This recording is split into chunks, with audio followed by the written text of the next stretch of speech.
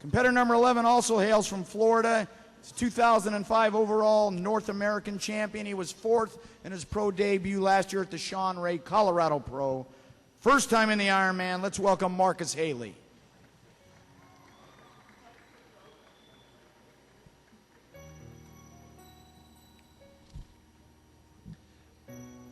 Okay, Dan, Marcus Haley making his entrance onto the Ironman stage.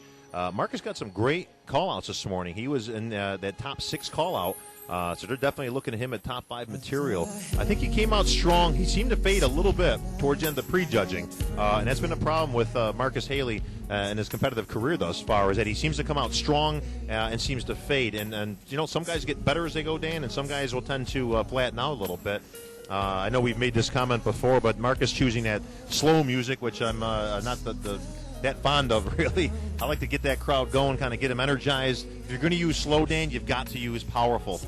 Well, in the first call-out, for those of you who missed it and have not gotten the recap, Marcus Haley was actually in that first call-out, joined by Tony Freeman, Eddie Abou, Mark Dugdale, Silvio Samuel, and then, of course, David Henry was sort of brought in as the 6th man in that initial call-out. Marcus Haley appears to be in the mix. I think he's sort of in that 5, 6, 7 spot, and he's got a shot at a qualification. Yeah, he's definitely on the bubble, and tonight could make a difference. Marcus, I think, was a little bit sharper this morning. Again, he still looks good, but you can see his back's holding a little bit of water, especially in the lower back.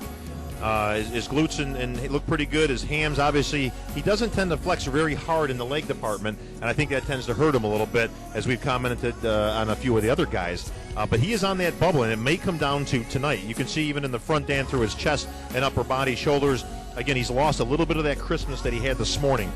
You can see he's got good lines in his legs when he chooses to pose them. But he's got to stay on those things, and especially tonight. Don't be surprised, Daniel. We may see a few places switching as they are judging tonight. Well, and it's important to point that out. This morning there was really a lot of discussion over what we would describe as a gross lack of comparisons. And, you know, we're not looking to throw the judging panel under the bus, but the truth is a lot of us wanted to see guys standing next to each other. And when it was all said and done, we walked out of prejudging feeling like there was a lot of very relevant comparisons that we didn't get a chance to see.